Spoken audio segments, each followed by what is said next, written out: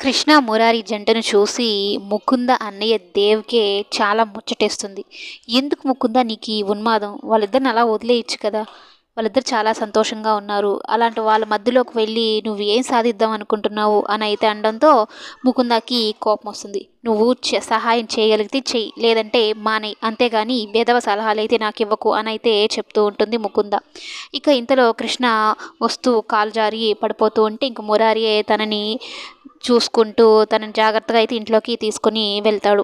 చూడు వాళ్ళిద్దరు ఎలా ఉన్నారు అని అయితే అంటూ ఉంటే, ఇక నాకే ఇలా ఉంది అంటే మరి నీ పరిస్థితి ఎలా ఉందో నేను అర్థం చేసుకోగలనులే అని అయితే దేవ్ అంటాడు.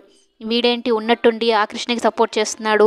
నిజంగానేనా లేకపోతే పైకి ఇలా మాట్లాడుతున్నాడా అని అయితే అనుకుంటూ ఉంటుంది.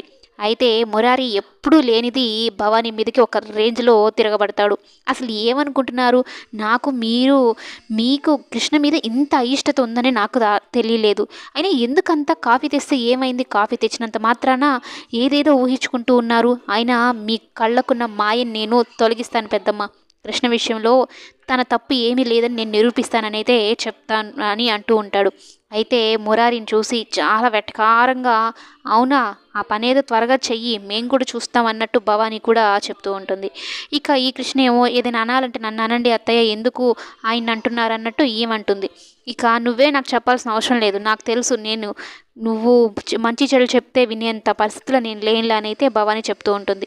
కరెక్ట్‌గా ఈ రోజుటి నుంచే స్టార్ట్ చేస్తాను. అసలు దోస్తుల్ని ఎవరినో పట్టుకుంటాను. మీకున్న అపోహలన్నీ తొలగిస్తాను. శాశ్వతంగా నా పక్కన నా భార్య స్థానంలో కృష్ణ ఉండేలాగా నేను చేస్తాననైతే మురారి భవానీకి ఒక పెద్ద ఛాలెంజ్ చేసైతే కేసు విషయం గురించి బయటకేంటి వెళ్ళాలని అనుకుంటూ ఉంటాడు. మరి భవానీకి దిమ్మ తిరిగే షాక్ ఇదే అని చెప్పాలి.